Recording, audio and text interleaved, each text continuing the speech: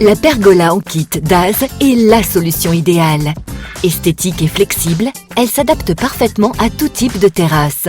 D'une qualité de fabrication exceptionnelle, Daz vous garantit 10 ans, plaques en polycarbonate et profil aluminium. Modulable, les plaques se changent en un clin d'œil par un procédé exclusif. Selon vos envies, vous pouvez faire évoluer votre pergola en véranda sans risque de condensation grâce à la rupture thermique intégrée à la gouttière. La pergola en kit Daz, un moyen simple, pratique et rapide de profiter d'une véritable pièce à vivre supplémentaire. Et voici comment la monter. Avant tout, vérifiez sur la notice que vous possédez bien tous les éléments fournis dans le colis. Pour que l'installation de votre pergola se déroule le plus facilement possible, équipez-vous des outils suivants: d'un niveau, d'un perforateur, d'un maillet, d'une équerre, d'un mètre, d'un crayon, d'une visseuse, d'un pistolet à mastic, d'un escabeau. Commencez par tracer au crayon l'implantation de la pergola au sol et au mur.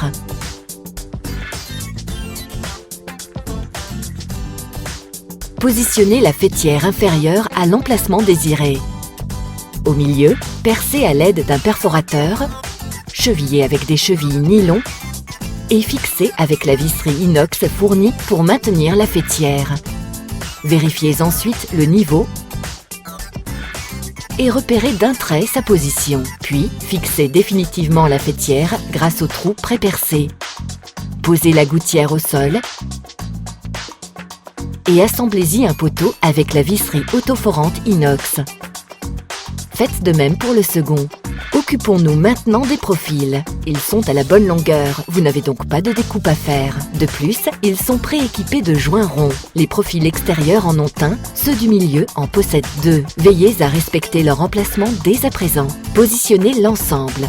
Commencez par retourner la structure, puis posez-y les profils. Encastrez-les et vissez-les à la faîtière, puis à la gouttière.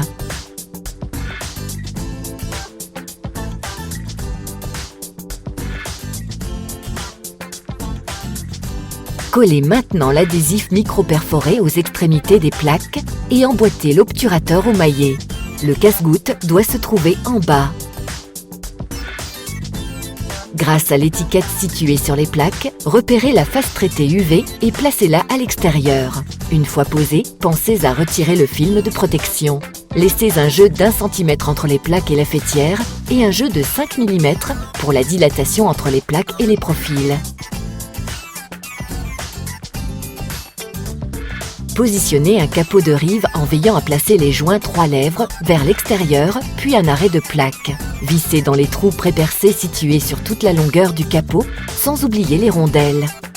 Positionnez la faîtière supérieure à environ 1 cm au-dessus du capot et fixez-la.